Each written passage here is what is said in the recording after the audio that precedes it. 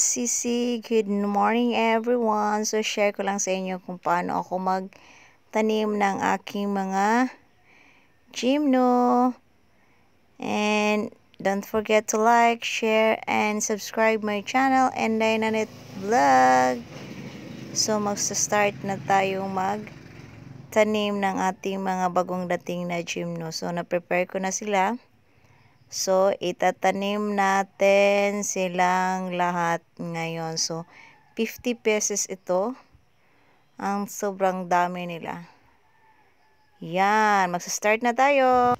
So, prepare ko lang ang mga pots ko para sa aking mga gymno.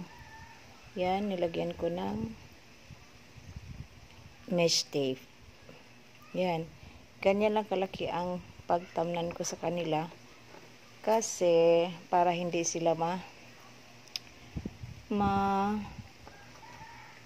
malanta, kasi pag maraming lupa or malaki ang iyong pots, then maliliit lang ang mga gymno ninyo, so may chance itong malanta pag na-overwater ninyo. So ito, ganyan lang kalaki ito. So, ganyan lang kalaki ang aking pagtamnan sa kanila. Kasi medium size at small size lang sila.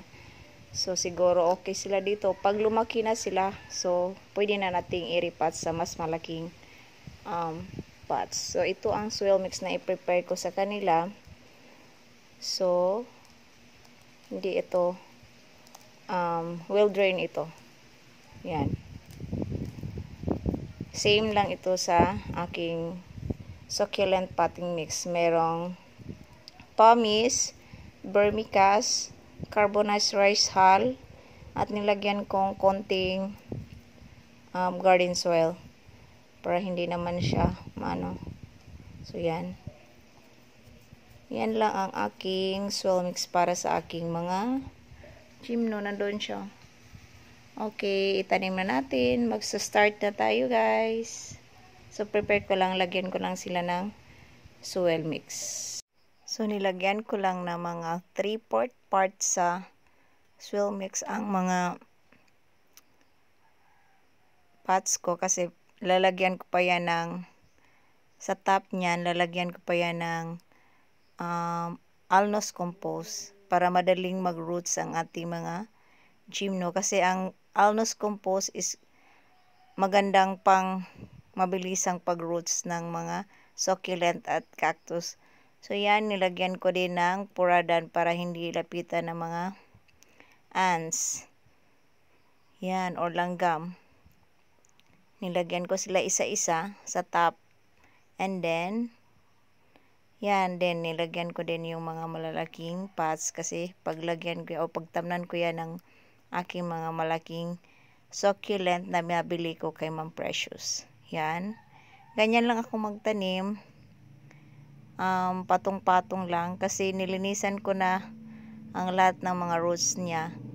So, healthy yan ang natira. So, mga healthy na ang mga roots na natira nila. Ganyan, patong-patong lang. Huwag nyo masyadong i-diin or itusok sa ilalim yung gymno ninyo or mga cactus ninyo, kasi pag mag-roots yan, automatically papuntang bottom yan ang kanyang mga roots. Then after kong magtanim yan, so matagal kong natanim lahat yan kasi 50 pesos yan kahit patong-patong lang, pero ang tagal. Yan, niripat ko na din ang mga bago kong nabili kay Ma'am Precious. Mga malalaking mga cactus din. At ang ganda at ang lulusog pa. Yan. And then after that, nilagyan ko din ng mga toppings. So, ang ginagamit kong toppings niyan is akadama sa mga gymno ko, akadama, at saka labarak naman sa mga malalaking cactus. So yan, tinapos ko munang itanim yan. Lash yan, yung nabili ko or kumpul-kumpul. Pero pinagtabi ko na din para maganda ang kanyang tubo. So yan, nilagyan ko ng lava rock ang mga malalaking cactus.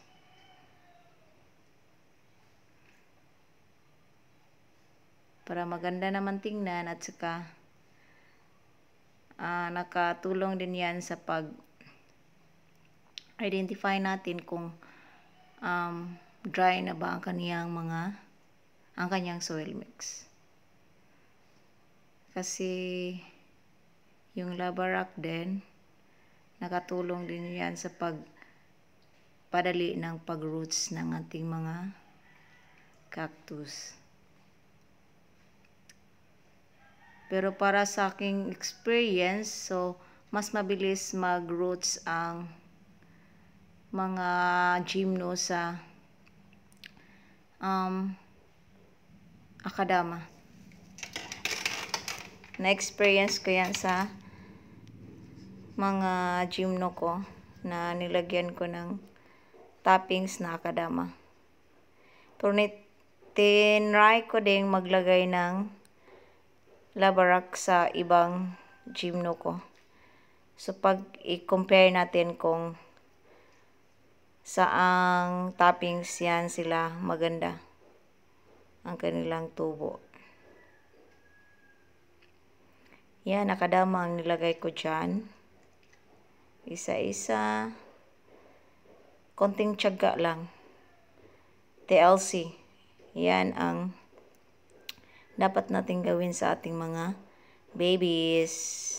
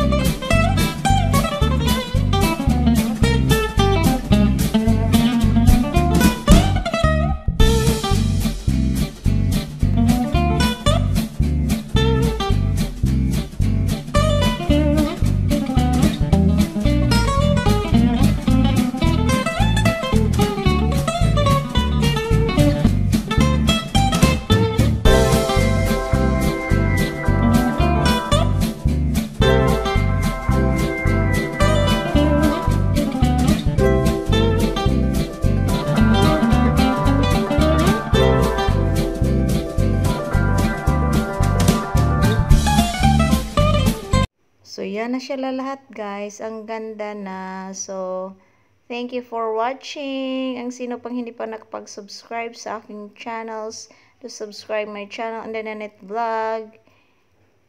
Bye-bye guys. Ingat. God bless.